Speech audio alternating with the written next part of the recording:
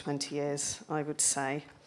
And I've seen her change enormously, and I think she's probably seen some changes in me too. So what I want to say is, for me,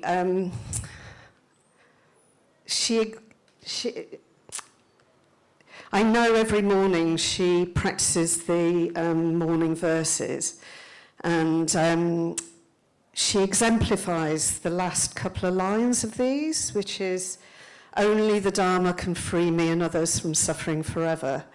Therefore, I resolve to make every use of day and night to realize it."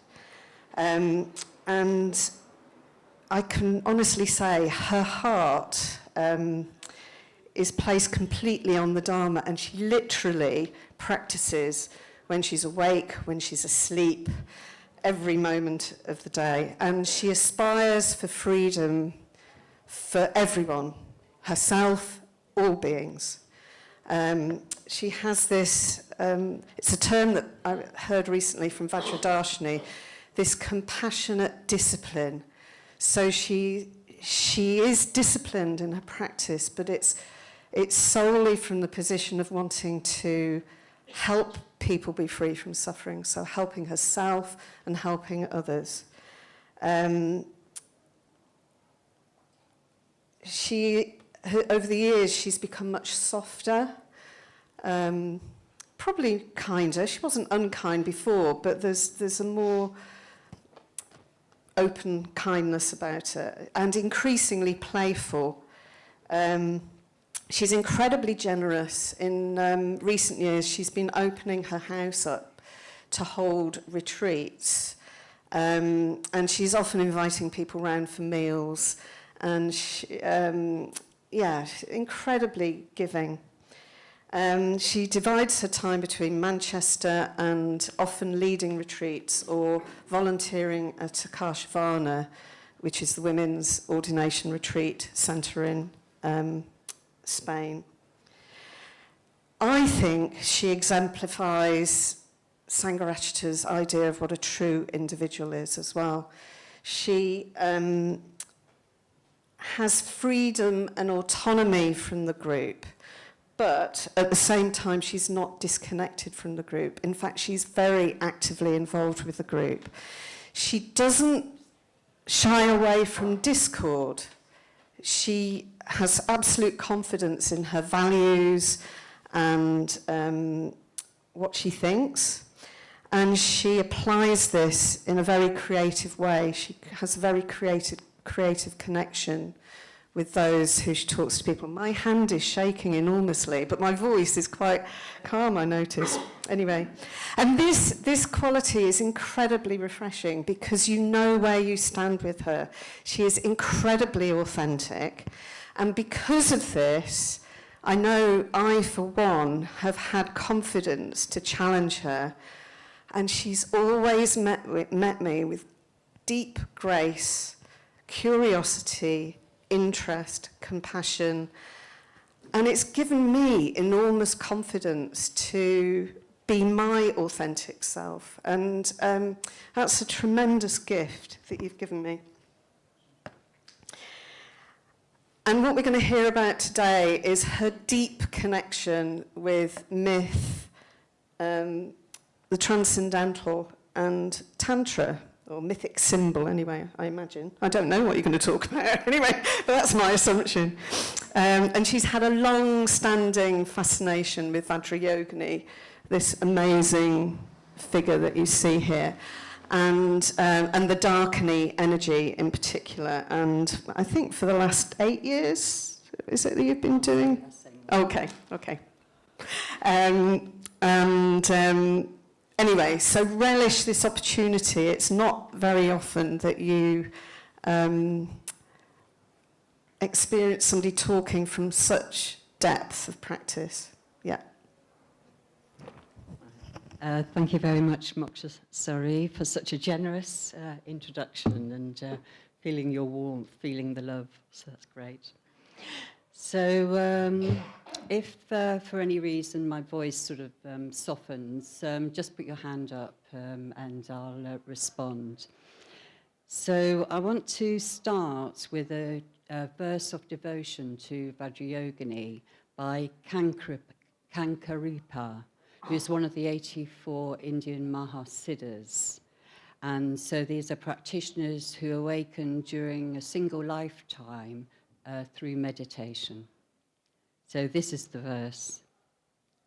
My darkening woman, my queen, my lady, the visible form of my pure awareness, form not separate from me, nor yet a part of me, the phenomenal appearance of empty space. She is beyond compare and beyond words. So today, Vajrayogini, adamantine practitioner, in her what's known as the Sava Buddha form, has manifested externally, manifested on the shrine, so in the form of the rupa, so the rupa where the two legs are on the ground, and alongside some of her ritual implements, including the skull cup, and also the kartika, so the flaying knife. She's also manifested as Queen of the Darkanese. So Queen of the Darkanese then are, as a queen, aspects of her wisdom energy has also manifested on the shrine. And these are on the hangings from left to right. So starting with the left, with the blue hanging with the gold seed syllable, that is Vajradakini. Then with the yellow is Ratnadakini. In the center, in the white, is Buddhadakini. And next is the red Padmadakini. And then finally the green Karmadakini. And I'll come back to those seed syllables and the colors later. So I'm just as a shorthand referring to them as dancing Darkanese. And also Vajrayogini in her realized form, sometimes referred to as Vajravarahi, is also on the shrine in dancing form. So I'm just going to turn around so I hope the sound. With the figure just to your right of the red candle, so one leg raised into the air.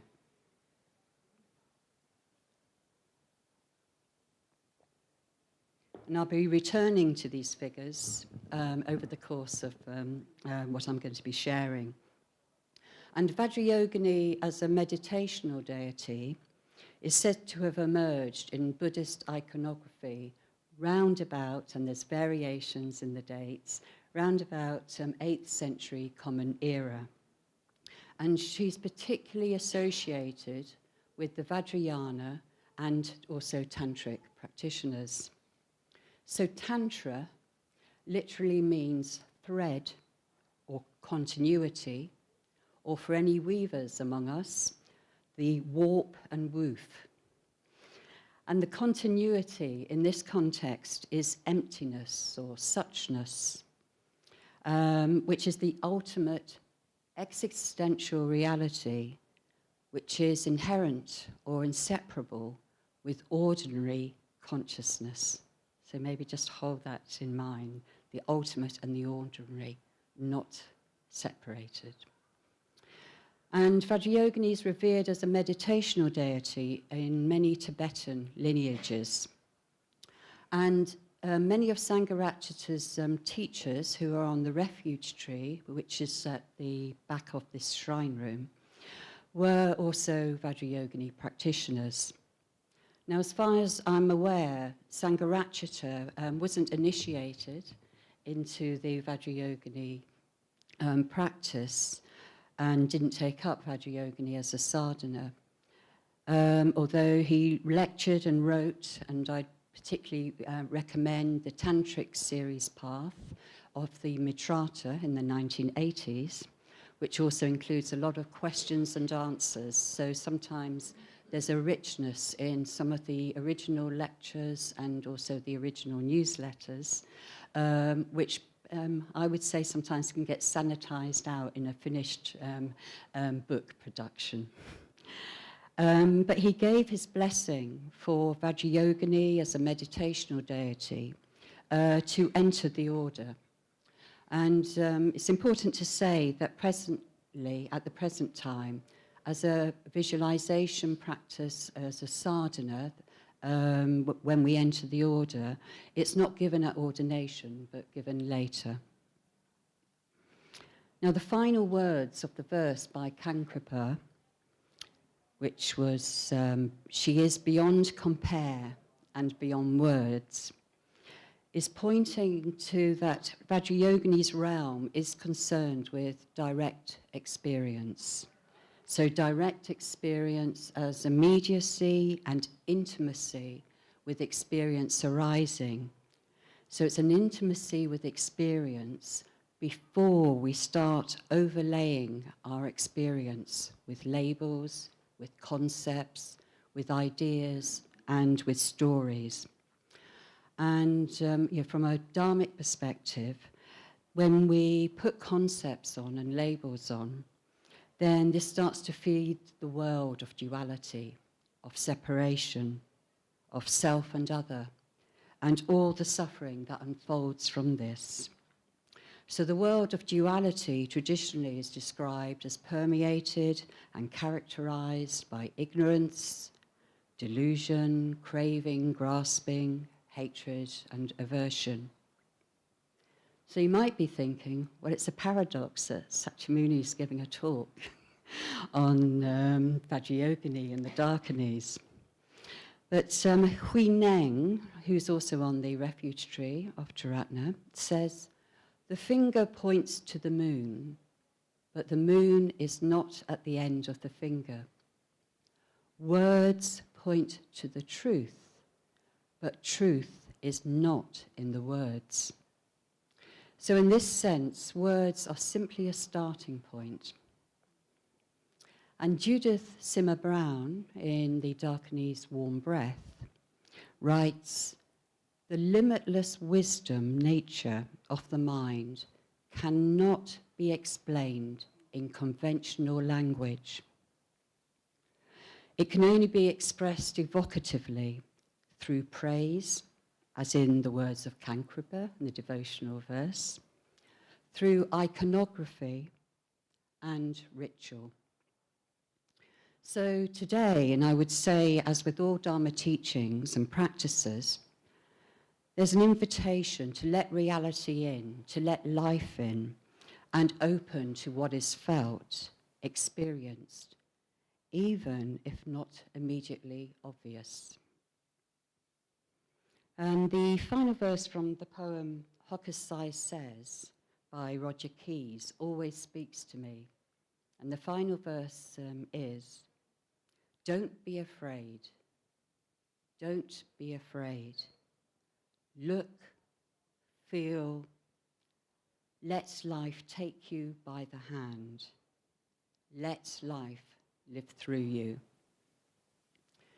So the rest of the session today will look a bit like this.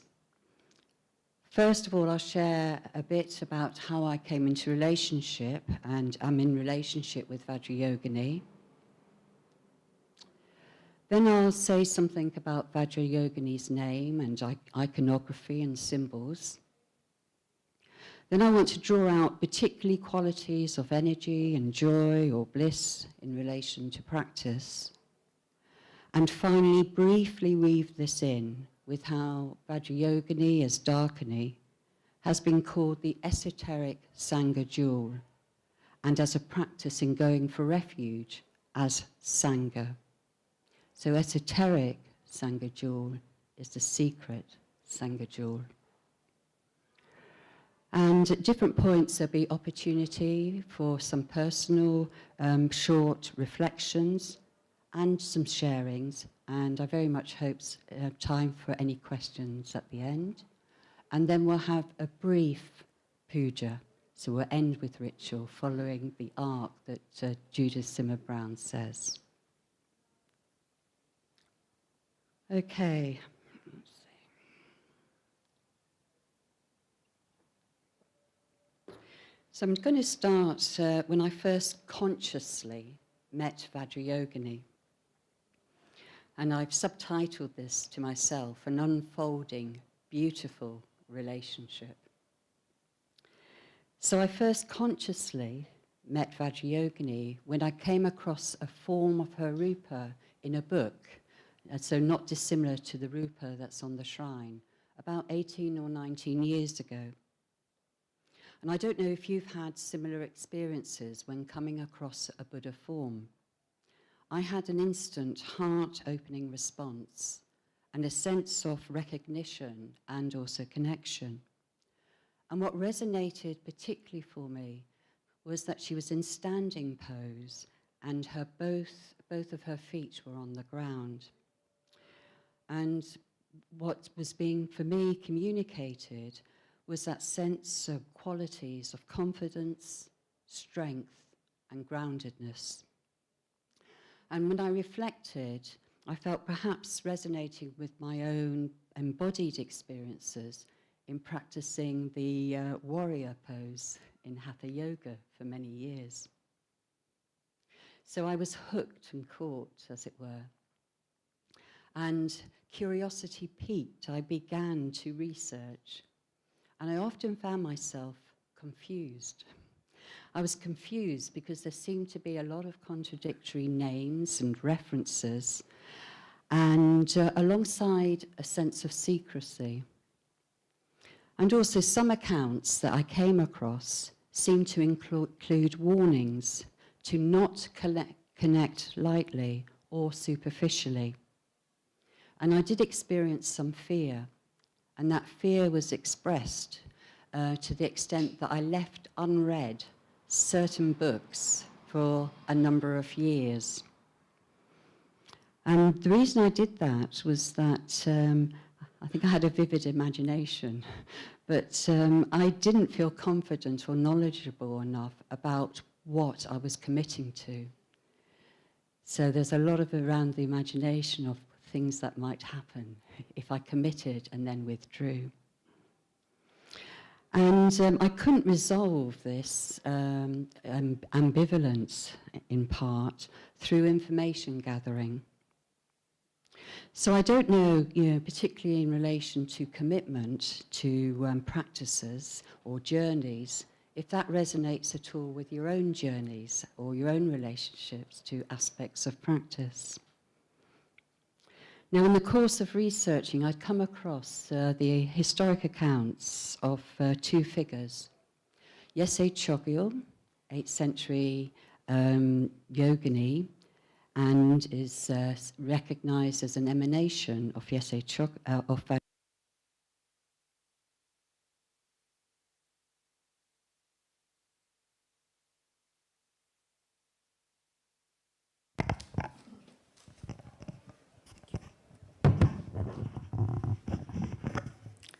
So testing, yep. Thanks, Louise. So some of you may know Yeshe Chogyal as the spiritual partner of Padmasambhava, one of the spiritual partners. And the second figure was the 11th century Common Era yogi Milarepa. Now, what inspired me about them were accounts of how they responded to experienced obstacles that arose as they sought and requested teachings, and their perseverance in practice. And, as importantly, accounts of their realizations and expressions of their joy in the spiritual life. So some of you may be familiar with some of the songs of Milarepa. So alongside this, I began to open into and engage with what I call the worlds or the realms rather than the techniques of meditation, ritual, imagery, and contemplation. And very soon I acted on what I experienced as a heart longing for, or a calling, from deep within to practice more regularly on longer and also silent meditation retreats and solitaries, and especially in what could be described from the outside as more stripped back and elemental contexts.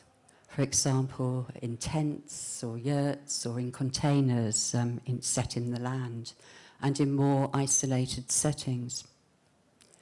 Then I took up a formal Vajrayogini sadhana, a visualization practice, 9 years ago. And 2 years after that, I went for a 3-month solitary, particularly to deepen a relationship with Vajrayogini as a meditational deity. And with me, the only reading I took was a puja book and a song by Milarepa. And I also had some paints, which 2 friends had gifted me. And over the last 13 years, painting is one medium in which I'm moved to express or give expression to meditational and retreat experiences. And I marked the passing of the 3 months, I think it was 91 days, by simply turning the leaves of a book that had page numbers 1 to 365, and on each page was a photograph and one spiritual quote, a short spiritual quote. So that's how I marked the days. I guess I assumed I would wake up each day. And I also took no watch or clock either, so I had no timepiece. And this experience was a deep turning around for me at a deep level, which I still experience as playing out and through me. So in my own way, I started practicing and living out a particular myth, responding to what I experienced as a deep calling. And so such retreat contexts were one expression. And I would say over time, then faith and devotion arisen, has been established, and at present, ever present. And I continue to be enlivened and inspired, as well as challenged, through what I experience through inner, outer, and also relational presence and communications with Vajrayogini and Dakinis. Having said this, I don't want to reify Vajrayogini or the Dakinis as things. So I wanted to mention aspects of my outward journey briefly, because this may open up some reflections and contemplations for yourself. So I'm just going to pose 3 questions, and I'm going to do them one at a time, and just leave 2 minutes for you to touch in and just see what arises for yourself. So the first question is, what is your heart's deepest longing, and to what extent do you take space and time to touch into this?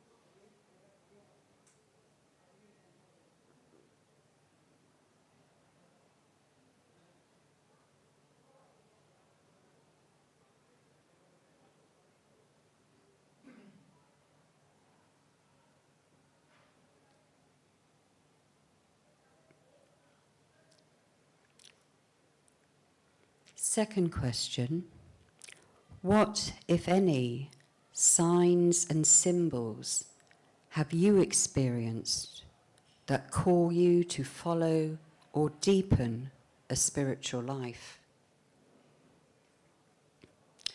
So what, if any, signs and symbols have you experienced that call you to follow or deepen a spiritual life?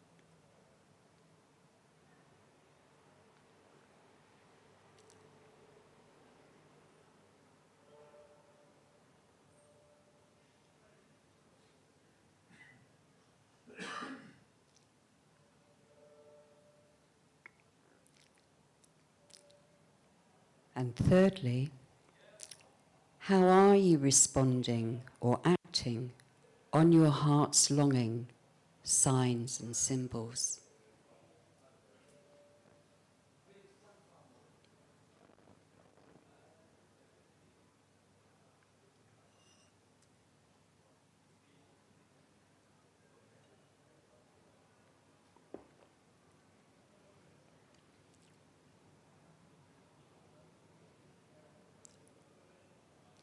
So how are you responding, acting on your heart's longing or signs and symbols?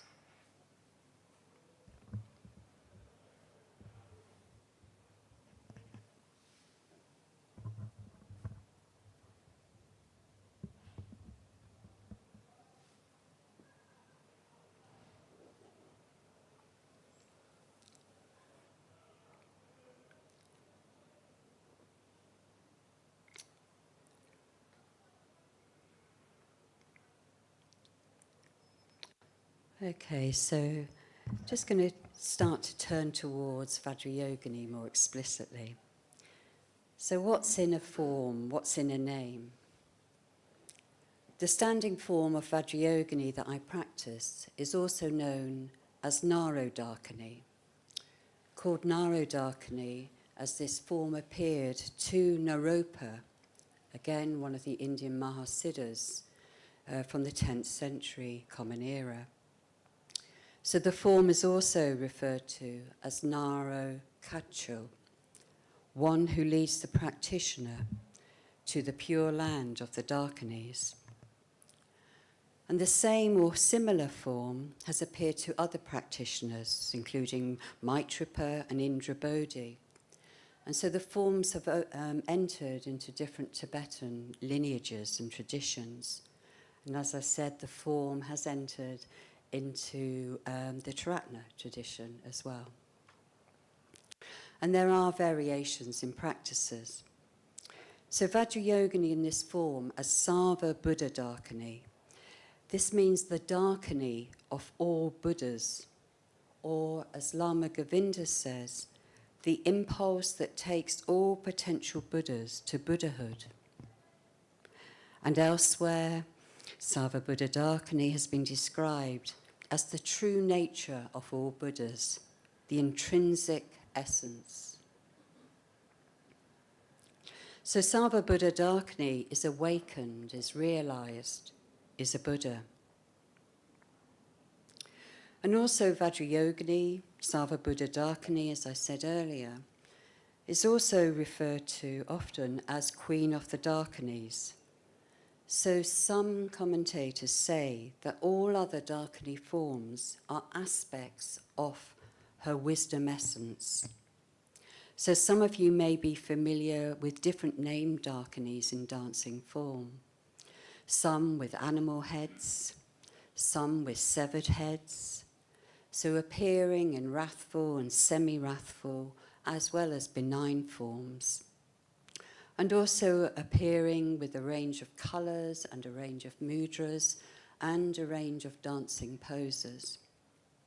Now there are many translations of Dakinis and comes from the Tibetan Kandroma, sky dancer, sky goer, where sky symbolises the profound teaching of the ultimate emptiness of phenomena.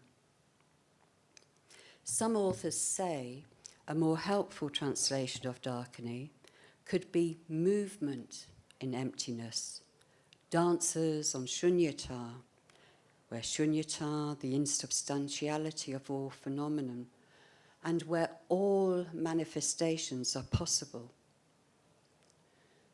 So one way to relate to Dakini is as symbolizing liberated energy, the movement of mind, which has left the solidity of earth, left the solidity of these fixed bodies to dance, to move freely in the sky, to dance, to move in emptiness, in shunyata, the true nature of mind.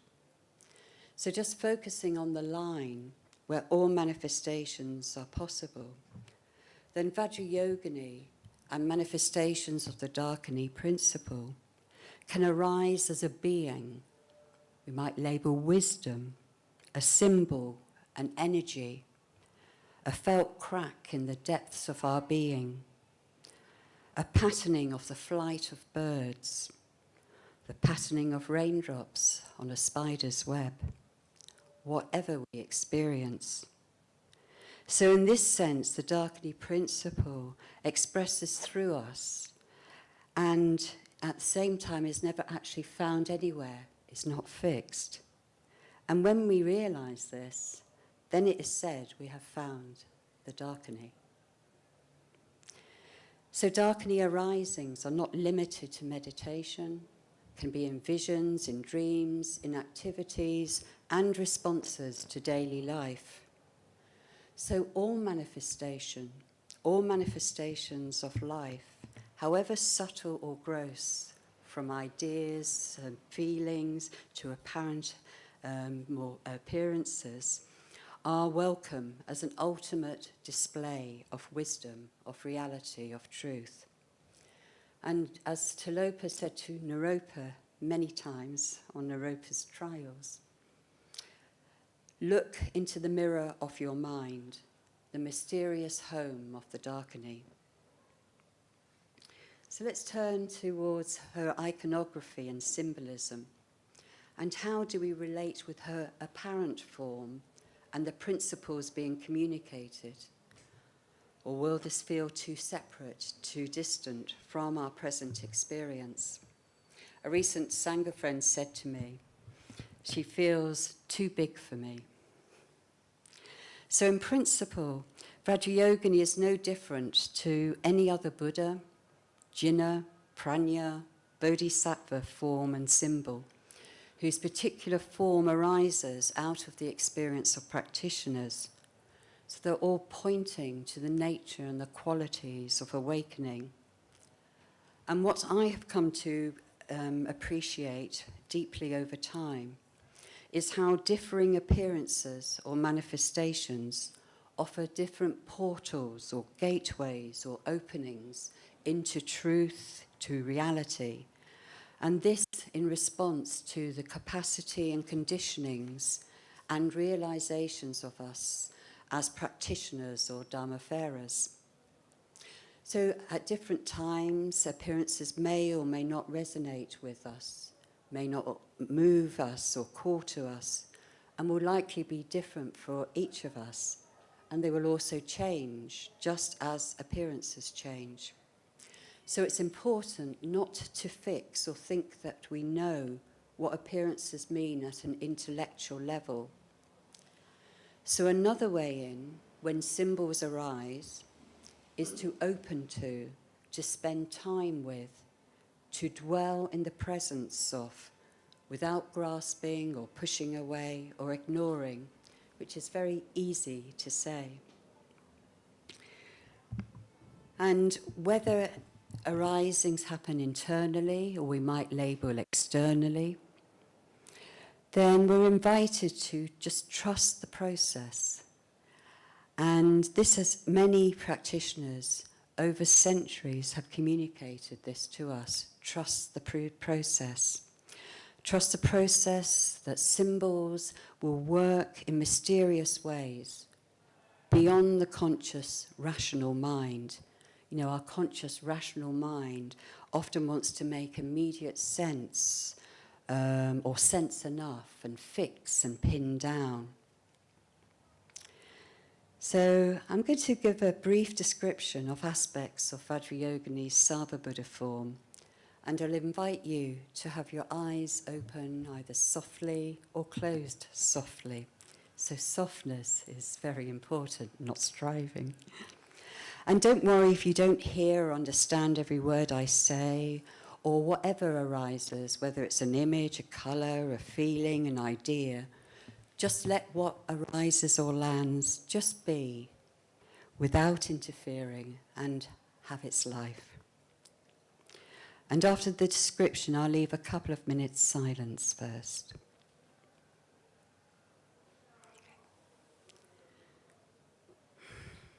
So just having a sense of softness. And in the way we can, touching into a sense of openness. And imagining or bringing to mind a multicoloured lotus.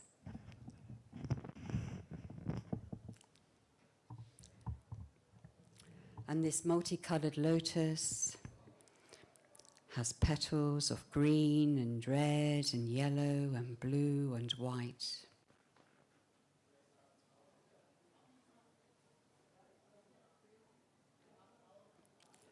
And at its centre is a sun disk, a disk of sun.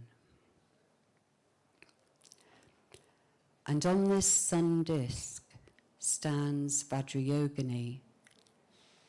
She has one face, two arms, and is standing with her two legs spread apart. She is naked and full-breasted, and her whole body is a blaze of vibrant red light.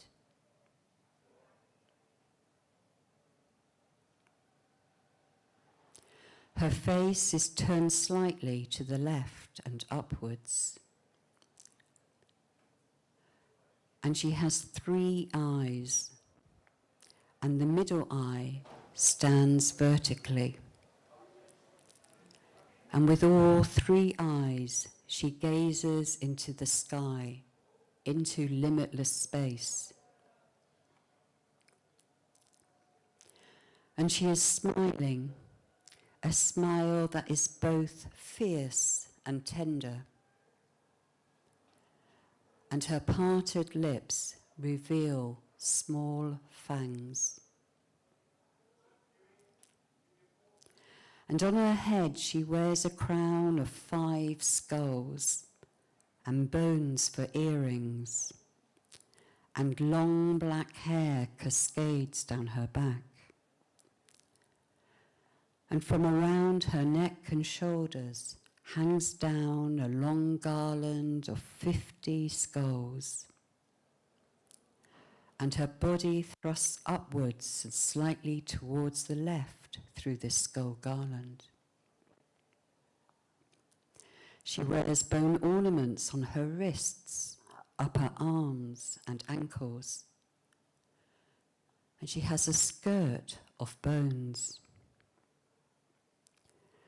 Her right arm hangs down straight, slightly away from her right side, and she holds a curved flaying knife, a kartika, with a half vajra as its handle. Her right leg and foot turn outwards to the right, and she stands on the breasts of a female figure lying face up. Her left arm is held high, bent at the elbow, and with her hand tipped towards her head, she holds a skull cup, a capula, full of red liquid which flows into her mouth, and she drinks ceaselessly. Her left leg and foot are turned to the left, and her leg bent at the knee. And she stands on the neck and back of a four-armed male figure lying face down, who raises one pair of his hands in supplication. In the crook of her left elbow, she cradles a long staff, a katvanga, which rises over and behind her left shoulder and head. And on this katvanga, this staff, hangs a dharmaru, a double skull drum. Above the drum is a banner, a vase, and above this, a freshly severed head. On top of this, a rotting head, and above this, a skull. And at the top is a vajra. And either side of her, from the ground, flames rise and meet above her head.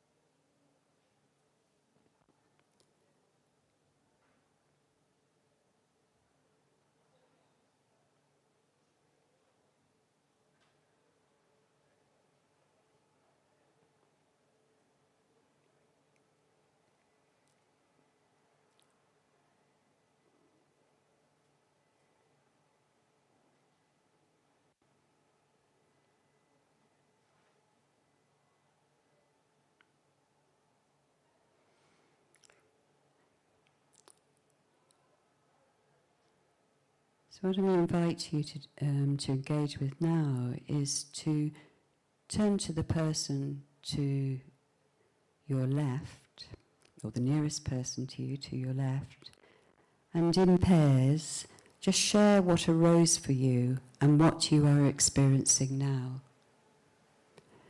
And we'll have about 5 minutes for this. And for people online, if you're not with someone, then just invite you to either continue contemplating or perhaps to free write or make just a stream of consciousness as to what's arising or what's come up for you. So I'll ring a bell in 5 minutes.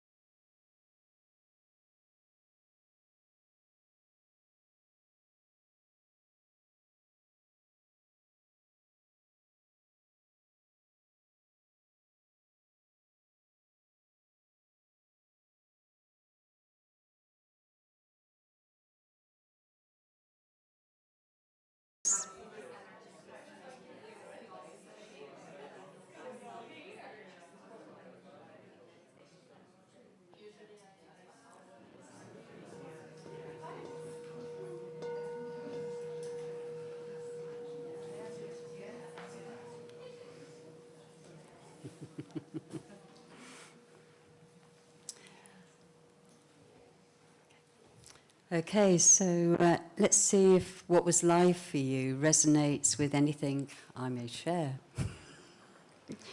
So the overall Vajrayogini figure and different elements of the symbols are very different presentations to the often serene sitting forms with soft gazes dressed in silks or monastic robes, which particularly we in Taratna are familiar with.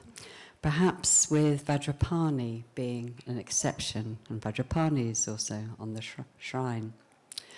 Also, such forms do not appear openly in the dominant culture in which we live here in the UK at least.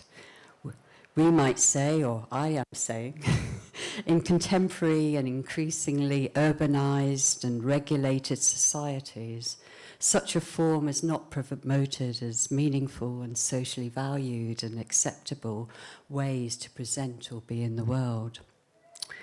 So we might question, the extent to which we've largely disconnected from, driven underground, driven into the shadows, driven into exile, as it were, and the extent to which we've sanitized how we relate to our bodies, to the cycle of life and death, to nature, to natural ways of being, as well as strong energies such as those that we might label as passion. So in this way, Vajrayogini's iconography and description may be described as uncompromising and unashamed.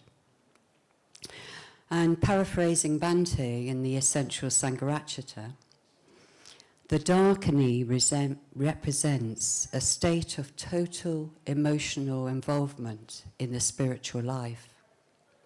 She doesn't care about what people may think or say. She just abandons herself. She represents the spiritual ideal of self-abandonment to the three jewels. So she represents the spiritual ideal of self-abandonment to the three jewels. Now, undeniably, Vajrayogini is in what we conventionally call a female form. So however we socially and personally identify, it is likely we will experience personal associations, including sense of openings and respondings, as well as closings and reactions to a female form who appears in this way. And this in itself has value, as it may reveal our own relationship to concepts and values that condition us, and to which we may be aware of to different degrees. So in this way, it also offers us opportunities to explore what we have internalized or project onto or associate in relation to notions of femaleness and femininity, whether that be emotionally, psychologically, culturally, and how this may play out in our lives. And at the same time, as practitioners, wherever we're at, whether psychologically and spiritually in our lives, as embodied human beings, how might practicing in the presence of female or male or unclear sexed deity forms affect us in how we engage with and embody a Dharma life? So I'm just putting that out there. So do we identify with, reject, be inspired by, experience fear? Or do we see beyond the form to the principles which the form as symbol and the range of symbolic elements are pointing to? So, for example, initially, I, for one, experienced a huge amount of resistance in bowing down and prostrating, and particularly to those I identified as male Buddha figures. I also experienced a lot of resistance to serene, benign-looking female forms. So to cut a long story short, I came to realize how influenced and conditioned I was by what I'd internalized through life experiences, as well as different social messages from different groups that I identified with or disidentified with. And these I also projected onto others, not only Buddha figures, but human beings too. So obviously this wasn't as simplistically played out as it might sound. How I lived my life out and how I still live my life is full of paradoxes. And I've engaged in a lot of therapeutic work over the years, both as a practicing therapist as well as engaging in therapy and supervision myself.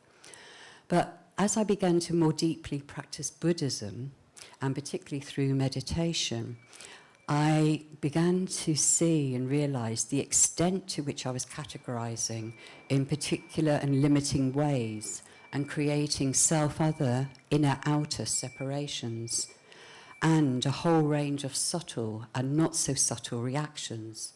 And this was a huge challenge to myself because I had a long-standing view that I was egalitarian. And one way I turned towards this in a dharmic context was to take up the going for refuge and prostration practice to the refuge tree of Taratna. I initially made a commitment to regularly practice for 6 months, and it turned out 10 years of regular practice, as experiences and insights arose which I couldn't have anticipated.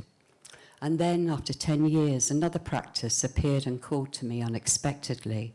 So now I practice the prostration practice on solitaries and when practicing alongside others.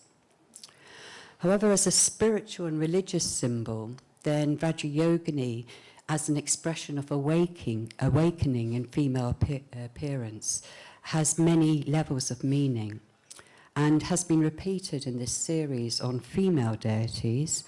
From a spiritual perspective, her form and the symbolic elements is an expression of ultimate reality, which is ultimately beyond labels and forms. So ultimately beyond the labels and forms that we conventionally understand as sexed and gendered associations. However, I would say, as conditioned beings, it is likely we have to bring into awareness and acknowledge and recognize that our journeys start from within a dualistic paradigm, of which female and male is just one duality. So this may not appear communicated in explicit ways through the symbols of Vajrayogini. So Vajrayogini holds a staff, the staff that Khatvanga. And this symbolically is the masculine principle of skillful means and compassion. So she holds this staff not in a conventionally embodied male form, rather it's a secret symbol. So these two symbols, her form and the Khatvanga, the staff, symbolize the unification, the inseparability of wisdom and compassion, or emptiness and bliss. Bliss, the energy of love, joy, and compassion. So this principle of unification of opposites, of conceptual opposites, is woven throughout the symbolism of Vajrayoginis. So, for example, when we're talking and relating conceptually, to make sense of the concept of death, we need the concept of life. Up needs down. Inner needs outer. Light needs shadow or dark. Self needs other. Samsara needs nirvana. Form needs emptiness, and vice versa. So our various meditative approaches and practices invite us to become intimate, and I stress intimate, with experience, to open up to realize how we are conditioned and how we cling to such conditionings, however grossly and subtly. So the form of Vajrayogini as a symbol also serves as a mirror, and she also wears a mirror on a second mala. So the mirror reflecting how things really are. And she's inviting us, the form's inviting us, perhaps challenging us, we might experience challenging us, to turn towards, to bring into awareness, to be intimate, to integrate, to transmute and or see through these clingings and dualities.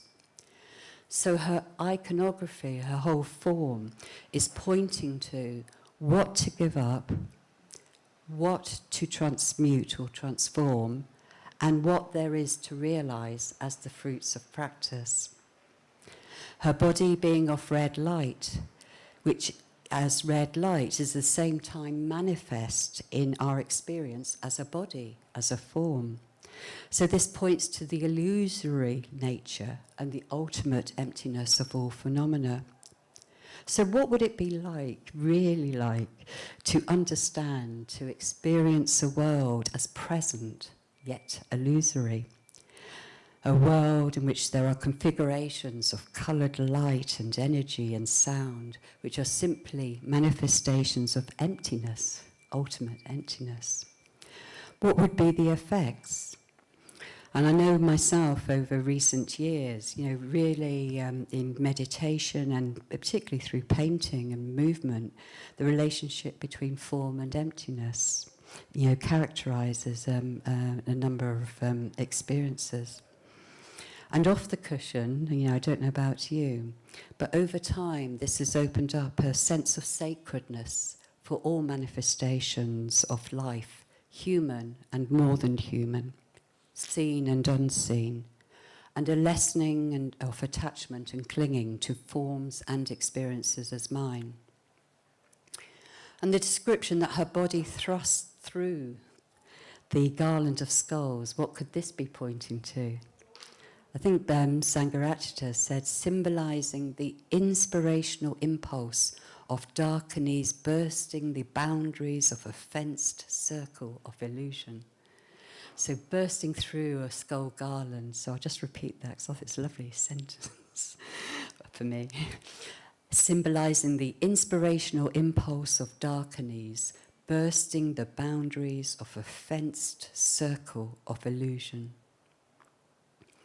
So, as we become intimate with her symbolic elements, we may sense and experience different energetic qualities, traditionally described as functioning in magnetizing, enriching, taming, and subduing, as well as destructive ways.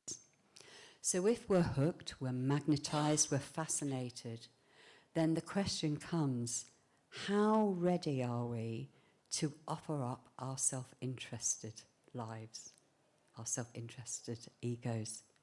Dare we give up our worldly desires and craving and hatred? Because if we dare, if we are ready, she is ready and willing to subdue these under her feet, as in her standing on the two figures, or she's ready and willing to cut through with the flaying knife, with the kartika, cutting through all those clinging identities, all those shoulds and shouldn'ts, musts and mustn'ts, and I can't do. And so her action is offering us the opportunity to realize space, to dance in the play of space, be the play of space, of emptiness. And at the same time, her form is communicating that she's standing on the ground. So she's not left this world. She's not abandoned this world. She's not abandoned us and is fully present in this world, always present, waiting, whispering, calling for the moment that we are ready and willing to meet her. And she's showing us this is available for us too. I think there's that phrase, isn't there? To be in the world, but not of this world. So how do we experience her symbols, these sort of symbolic elements, the skulls and the knives and the trampling? So do we experience them as symbols of destruction and annihilation, or as symbols of liberation and freedom? So earlier I asked us, what is our heart's deepest longing? And maybe you touched into a desire for freedom, peace, happiness, love, joy. I don't know. So we could ask ourselves, is the desire to stay as we are stronger than the desire for change and transformation?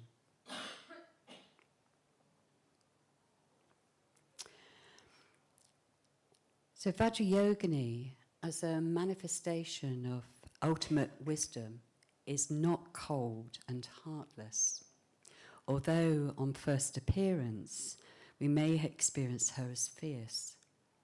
She is heartfelt, and the colour red is to the fore of her symbolism. So obviously we have a lot of associations with the colour red. Red, the body of red light. Red as blood coursing through our bodies, so life power and life. Red, the blood of birth and menstruation, a creative principle. Red, the colour of raging inner fires, so are those fires of spiritual transformation. Red as passion, so red as energy, red as passion and bliss. And so she's drinking as well that red liquid from the skull cup. And as she drinks the red light, the passion flowing through. So the meeting of the cycle of life and death.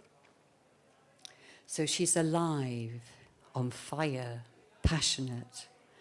And you could say with eternal spiritual light. And she's showing us that this is available to us all. In this sense, pure awareness, energized and alive through the free flow of passion. And this is a passion which is free from self-interest, is free from harmful expression, and free from delusion. So her form is also expressing a passion for all beings, a passion for the freedom for all life. So this pure passion, it manifests as spontaneous compassion.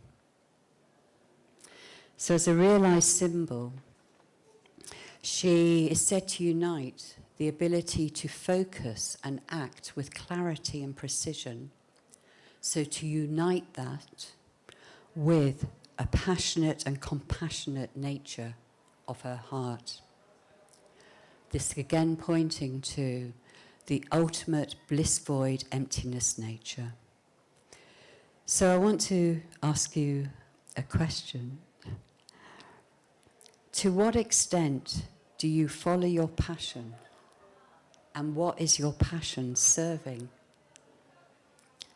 So to what extent do you follow your passion? And what is your passion serving or in service to? And the second question, how am I already what I wish to become?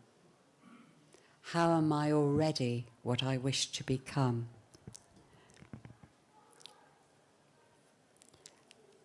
And again, I'm just going to invite you to turn to the person next to you. And we'll have about 8 minutes just to share. And I'll repeat the questions again. And again, for anyone online, can contemplate or to write out or mark make. Or if you want, if you're at home, you can move as well to express your passions.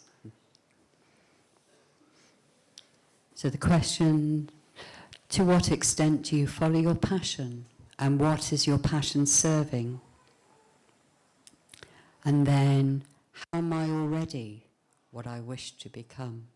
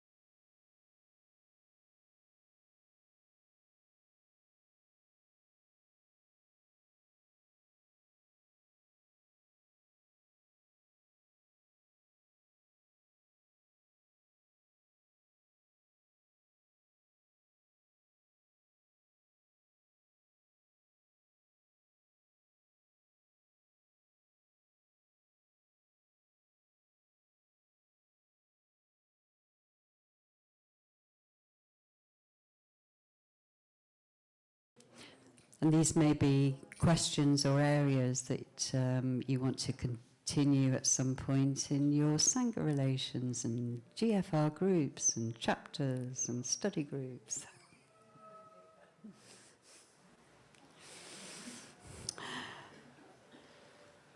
Okay. Sometimes when we ask ourselves questions, just the very act of asking those questions and dropping in, they will start to, they're in the ether now, so they start to become potentially alive when they resonate with us. Okay, I just want to turn to, Vajrayogini's seed syllable, which is the essence of her wisdom. So her seed syllable is BAM, B-A-M. That's Tibetan, and in Sanskrit it's VAM, V-A-M. And there's a lot I can say. I'm not going to talk about her mantra today, actually. I was, but just looking at time. But there's a lot you can say about seed syllable symbolism and associations. So I'm going to, say, dare I say it, limit what I say and link BAM with energy. So I just want to turn to that. And maybe from what I've shared so far, you have a sense from the Vajrayana perspective that, obviously Vajrayogini symbolizes pure energy of bliss, and that bliss particularly arising through realization of emptiness. So it's not the wisdom energy, it's not a dry intellectual, wisdom. And indeed, she's often referred to as the Queen of Bliss, or the Bliss Queen, and her body is often described as body of bliss. And again, when I talk about bliss, it's not in the context of being a blissed out bunny. Rather, it's suffused by wisdom and compassion. So in our own practices of meditation, no matter how long or short we've been practicing, we may have experienced fleetingly experiences of joy or rapture or bliss or deep peace as positive energy. Whether it's in practicing mindfulness, Brahma-viharas, just sitting, or indeed in heart opening, when we're, and through realizations, when we're out, for example, in nature. So in this way, the Dakini can be looked at or approached, related to, as an archetype of liberating energy and power. And energy is a really important aspect of the Vajrayana and Tantric approaches.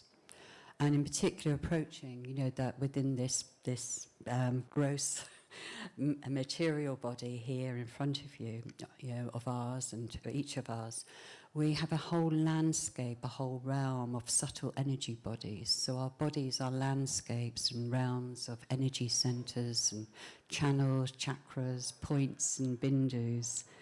And these can be associated both with direct experience, but also be expressed through physiological correlations too.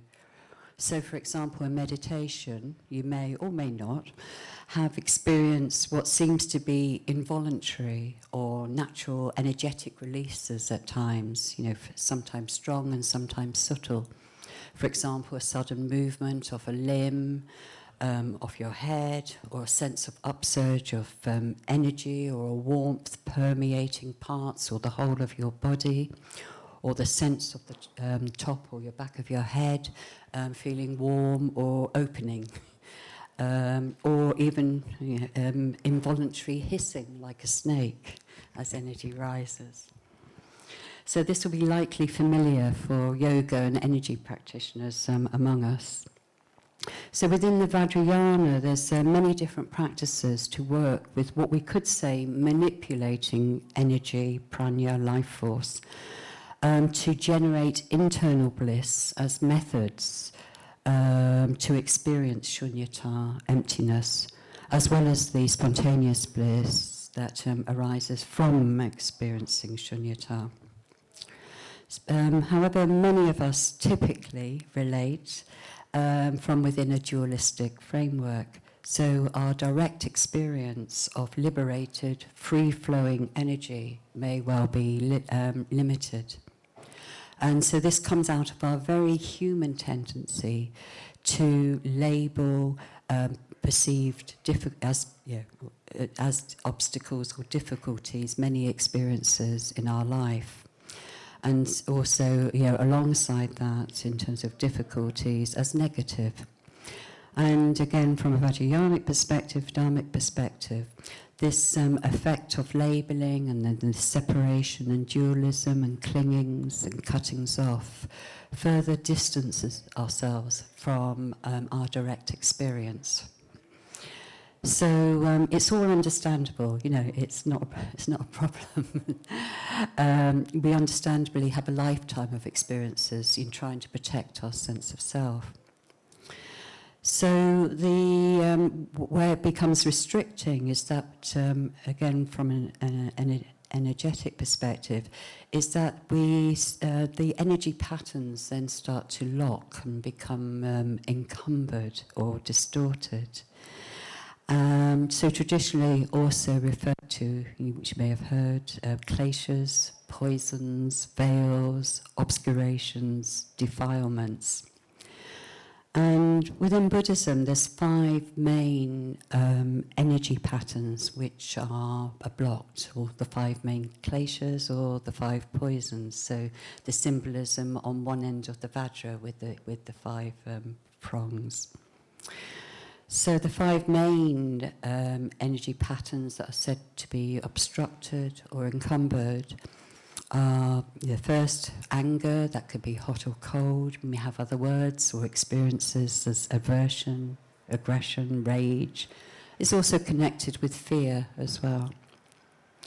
And then the second is the klesha of pride, the veil of pride. So it includes arrogance, being condescending, feeling inadequate, inferior, simply judging. The third is craving, desire, attachment, dependency, need, seduction strategies, and also superficiality. The fourth is the klesha of envy and jealousy, also can be expressed through competitiveness, ambition, and speediness. And the fifth one is ignorance, confusion, fear, also experienced as dullness, hopelessness, a sense of being cut off and spaced out rather than spacious. So these are the veils, and they're very human tendencies. I really want to stress that. They are human tendencies. But these, from particularly Vajrayonic perspective, then distorts the free flow of energy. And from a Vajrayonic perspective, all energy, however we may then go on to label that energy as negative or positive, all energy is welcome. All energy, all experience is welcome. So in this way, then arisings are understood and related to simply as the movement of mind. So again, in the kind of literature, just lovely description for me, lovely descriptions, movement of mind, magic dance, a magic display of wisdom. Because the magicness and the movement of mind is that everything is essentially empty, though generally we don't recognize this, or we don't have enough faith or trust in this, or we become locked or hooked into the contents, which then create, the obstructed patterns. And I think most of us are familiar with just circles going round in terms of the stories. So another way to connect with Darkness symbolically is as energy of wisdom. So as ways to come in more non-conceptually, to transform, to heal what we may call negative energy. And so doing this through the visualization of form and colour and use of seed syllables. So going back to the seed syllables that are on the shrine of the wisdom darkening energies. So Tillman writes, what the Vajrayana in particular invites us to do is to stay connected to the awakened potential which is behind all emotional forces at work. So it's almost like we can have a mandala of kleshas. A mandala of kleshas like a lotus with a center and four petals. So we could have ignorance in the middle. And then we could have, kind of hate in the east. That's associated with blue, pride in the south, associated with yellow, craving in the west, associated with red, envy and jealousy in the north, associated with green, and then ignorance or confusion in the center, associated with the white. So I'm just saying the colours because these are the transformed energies. So we can have a lotus of kleshas, and we can start to invite darkening energies which are working at less conceptual ways to come in with colour and sound and the form of the seed syllables to start to heal and transform. So then the lotus of kleshas will transform to the wisdom lotus. So it's always present, and that's, again, Tillman and others, just really, can we trust this? That behind what we see, what we think we see, apparently see, is the potential for awakening and healing. So I just sort of said those sort of in order. So each of the wisdom energies in these forms and colours and sounds are associated with particular kleshas. So the whole thing is when the klesha energies are liberated, then the same experiences that we have in life then reveal themselves as in the realm of awakening energies. So always been available, just simply obscured. And of course, when there is integration, transmutation, transformation of the different wisdom energies.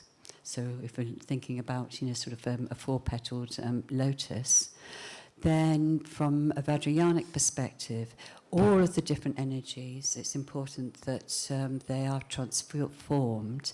Then that offers us the opportunity to meet the secret Darkini, the realized Vajrayogini. So I know these are bits of words, but I just wanted to just communicate, something of the essence.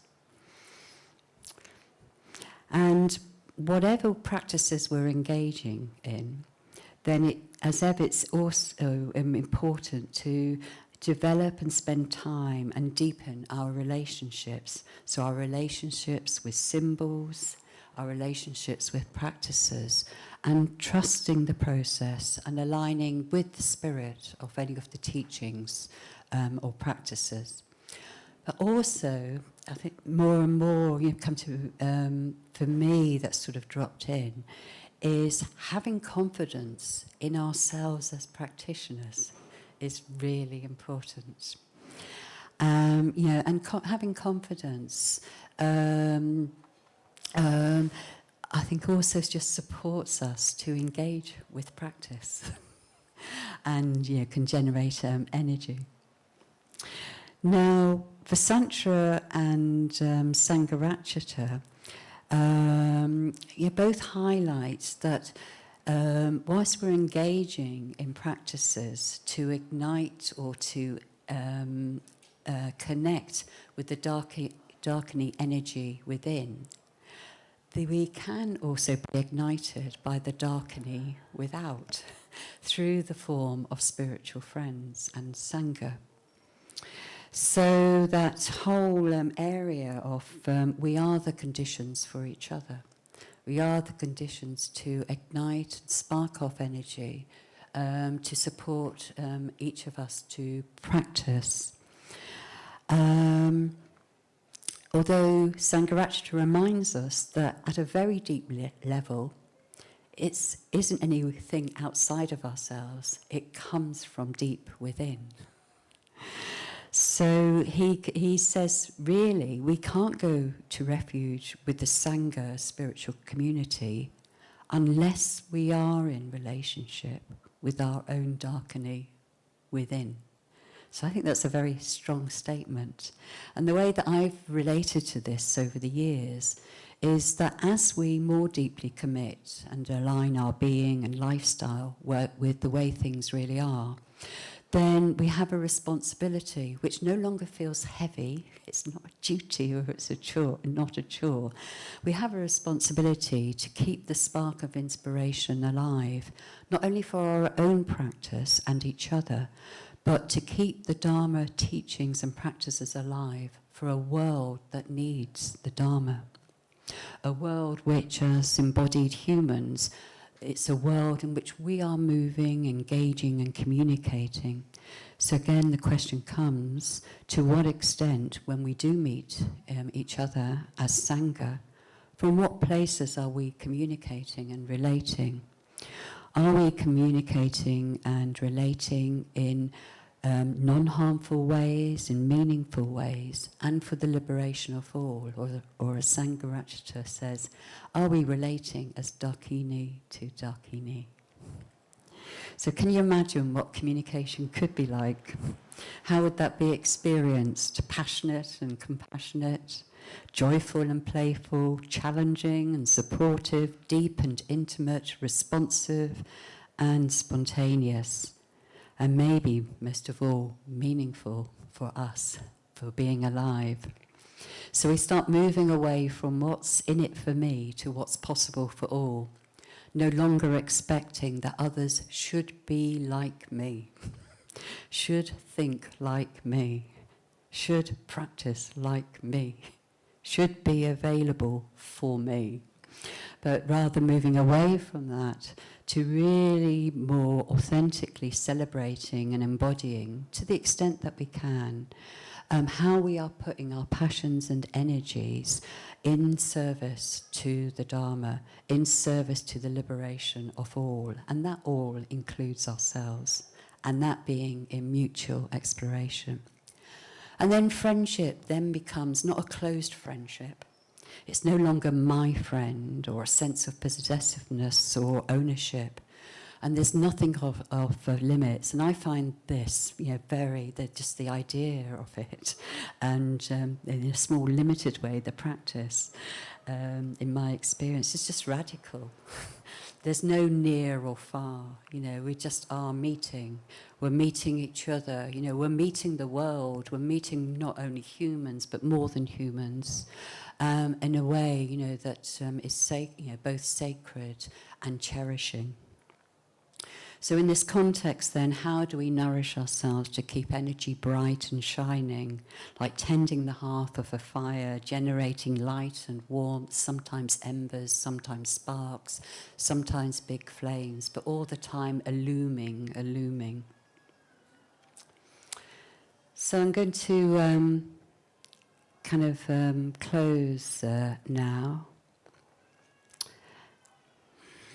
I want to say that I think in my experience in practicing,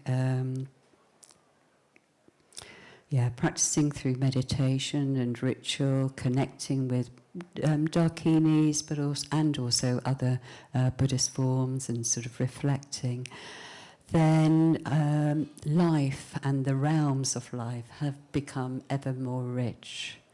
And I would say ever more limitless.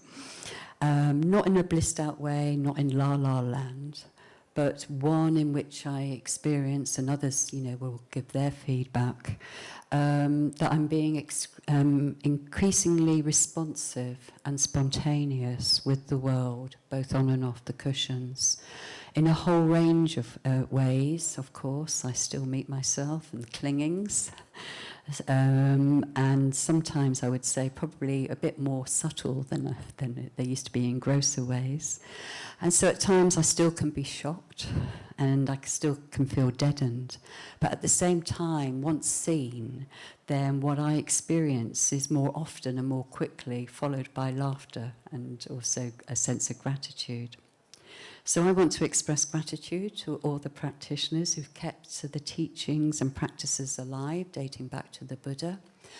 And also the way that in terms of the responsiveness, where tradition meets innovation, because the Dharma has moved across space and time. So there is the kind of approach of tradition, but there's also innovation. I also want to express gratitude to all human beings, and more than human beings, because without that whole interconnectedness, I wouldn't be able to be alive and practice in the ways that I do. And of course, to Vajrayogini and Darkinis, who continue to whisper and summon and appear when I'm ready to experience. And then just finally, end a poem by Khalil Gibran. And Khalil Gibran was a first, for me, spiritual influence from my teens, long before I met the Dharma. So the poem is, it is said that before entering the sea, a river trembles with fear. She looks back at the path she has travelled, from the peaks of the mountains, the long winding road, crossing forests and villages. And in front of her she sees an ocean so vast that to enter there seems nothing more than to disappear forever. But there is no other way. The river cannot go back. Nobody can go back. To go back is impossible in existence. The river needs to take the risk of entering the ocean, because only then will fear disappear, because that's where the river will know. It's not about disappearing into the ocean, but of becoming the ocean.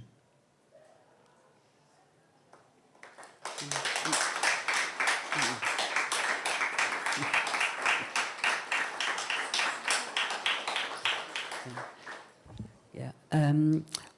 There will be a puja, but probably about 10-ish kind of minutes. So we've got 5 minutes leg stretch, and if there's any immediate burning questions, and also I'm happy to answer questions after here, after the session as well.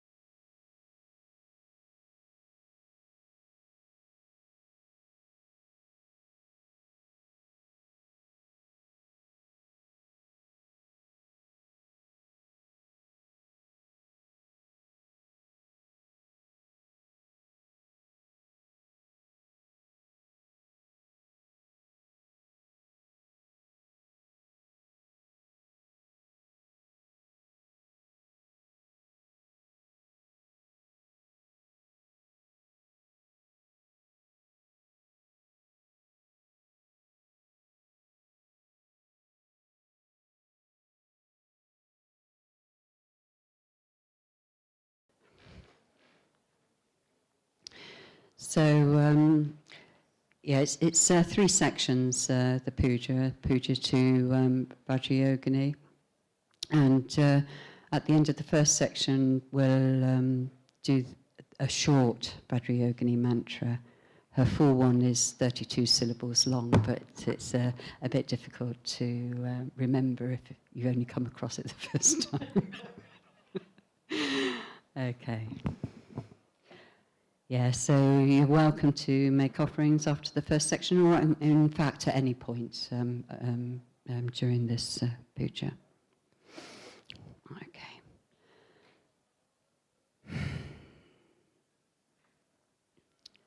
So let's just feel the support of the earth. Also feel support of the space that allows our body to be and move through this world.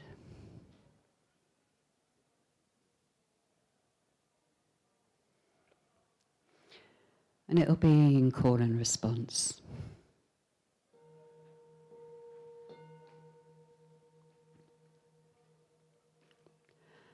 Vajrayogini.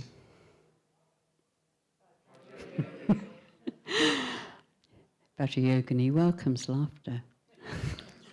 Blood red body of light. Pure white skull in her hand. Bone ornaments of emptiness. Adorn her. She holds the flaying edge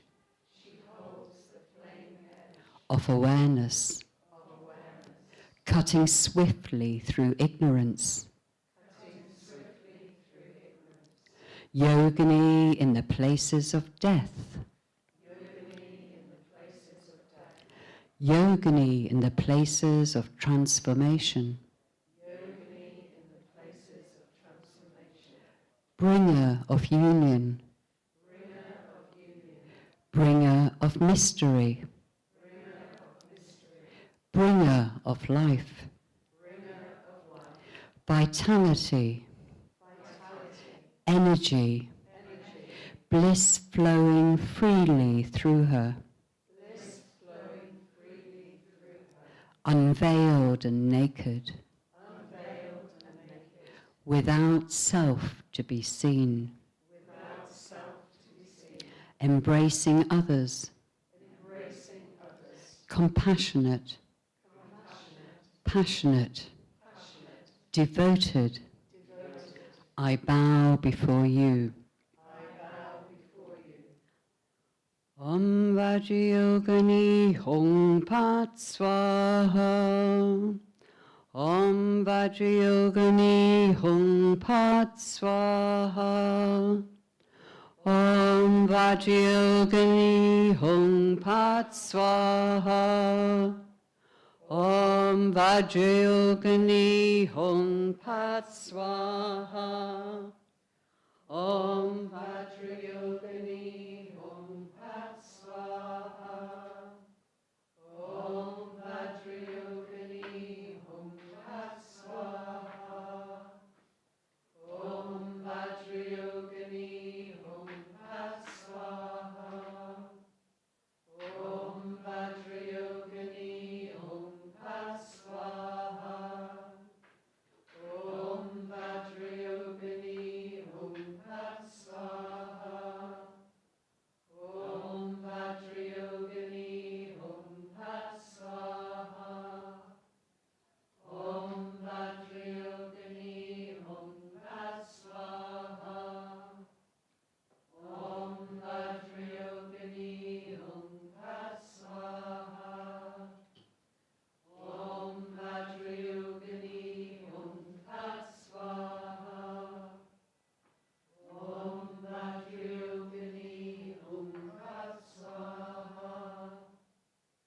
Om Vajrayogini Hong Pat Swaha.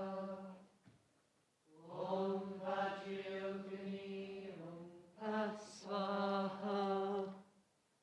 Om Vajrayogini Hong Pat Swaha. Om Vajrayogini Hong Pat Swaha.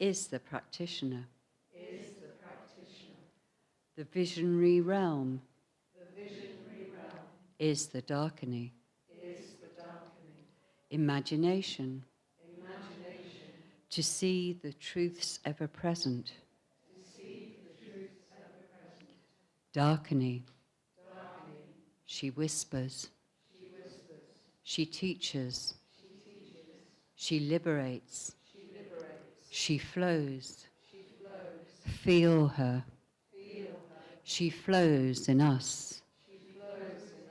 Witness her. Experience mind's nature. Mirror of the mind. In a feeling she rests. In an image she shows. In every perception she is present.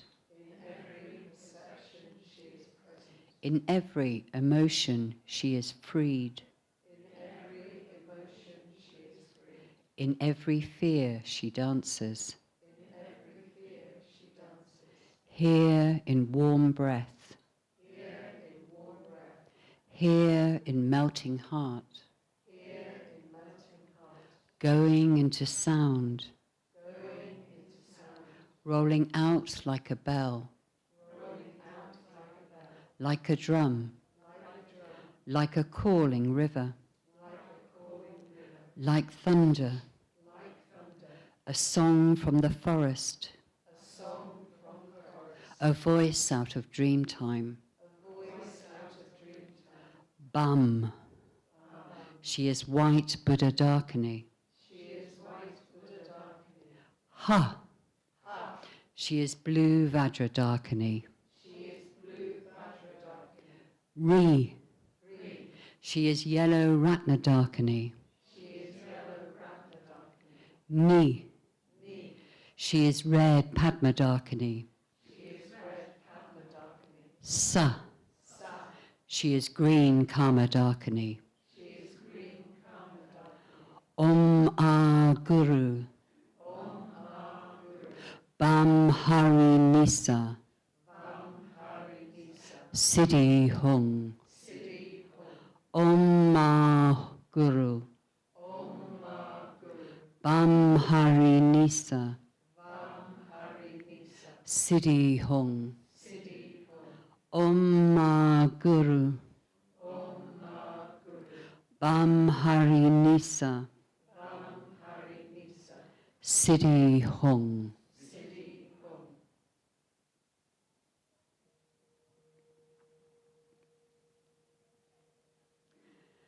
Darkini Queen. Bless me that I turn negative conditions to the path. Darkini Queen. Bless me that I turn adversities to shine as aid. Darkini Queen.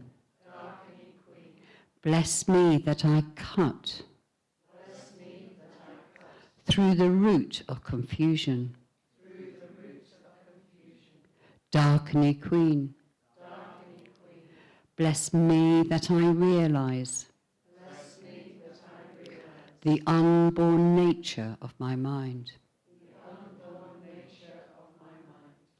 May all beings be liberated in their hearts. May meditation be fruitful. May acts be permeated with compassionate awareness. May understanding blossom in the heart. May I never be parted from you. O blessed Vajrayogini. Guru Darkini.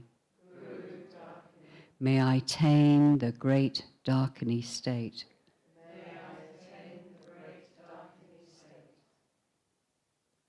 Om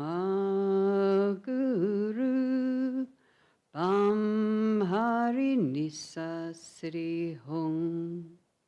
Om Guru Bam Hari Nisa Sri Hong. Om Guru Bam Hari Nisa Sri Hong. Om Guru Bam Hari Nisa Sri Hong. Om Guru Bam Hari Nisa Sri Hong. Om Guru Bam Hari Nisa Sri Hong. Om Guru